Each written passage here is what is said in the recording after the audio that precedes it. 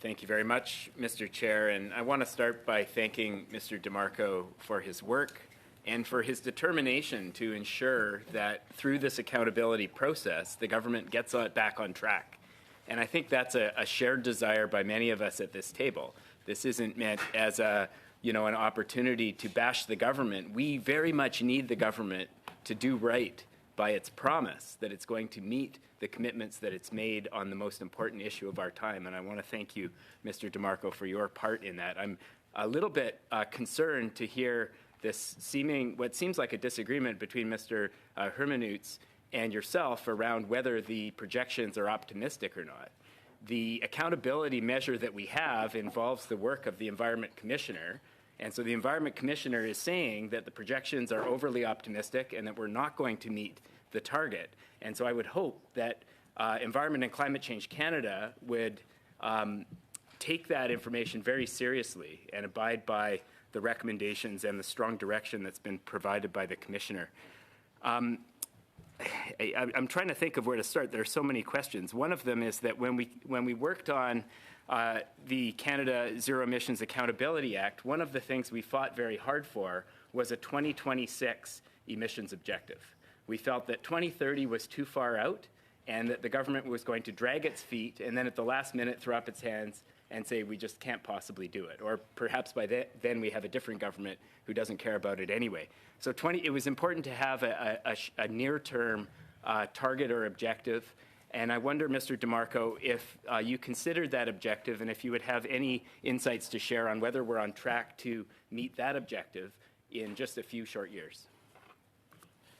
Thank you for the question. So the 20% target in 2026 is called an objective in the legislation, and it is an important addition because typically the targets are so many years out that by the time we get close to the target year, there's already a new target and a new plan replacing it, and the narrative is more about the latest one without closing the loop on how we did on the last one.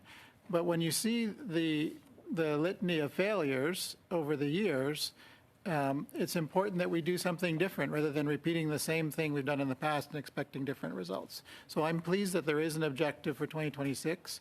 The current emissions graph doesn't show that it's going to trend in the right direction to meet 2026, but we don't have enough transparency to be able to say for sure one way or the other.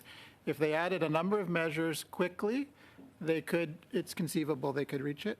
With the current measures in the plan, they already admit that they don't add enough to meet their targets. So remains to be seen, but the imposition of additional measures would increase their chances of meeting that interim objective in 2026. Okay. Thank you, Mr. DeMarco. Now, when we look across the Canadian economy at all of the sectors that contribute to our emissions profile, the progress on driving down those emissions has not been symmetrical across all these different, whether it's buildings or electricity or transport or the oil and gas sector. If you were to highlight a sector where the least progress has been made on reducing emissions, which sector would that be? So there are sectors that have made no progress, so it's negative progress for some. So I presume you'd rather hear about the ones that are the worst overall in terms of not achieving any reductions. So oil and gas is up between 80 and 90% in terms of emissions from 1990 to now. So that would... Sorry, oil and gas is up 80 to 90%? Yes. Since when? Since 1990, when the baseline year for the United Nations Framework Convention on Climate Change and the baseline year for the IPCC. So oil and gas is up 88% approximately. Electricity is down 45%. But because oil and gas is such a large sector, in fact, it is the largest sector in terms of emissions, it drowns out the progress in other sectors. So there are two key policies that have yet to be implemented for the oil and gas sector.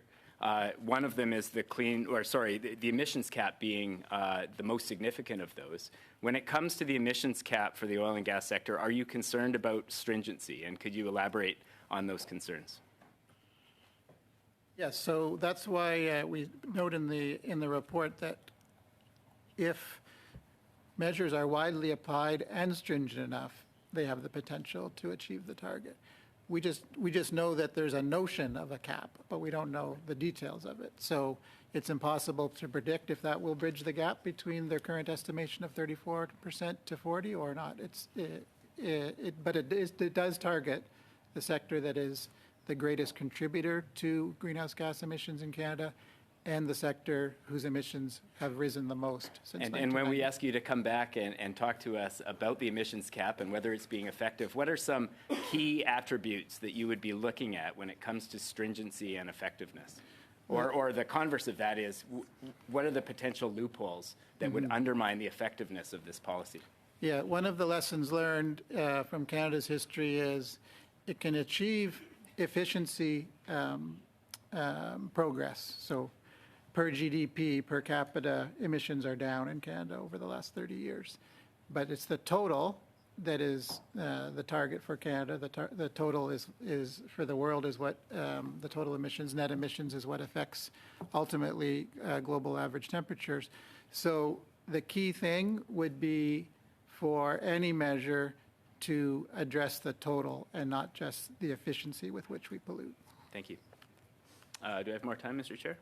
Oh, 10 seconds. Okay. Oh, no, you're over. Sorry, it's the other way. Oh, I'm It's over. counting. Oh, look at that. Oh, light's red, so sorry about that. I exceeded my target. Thank you, Mr. Chair.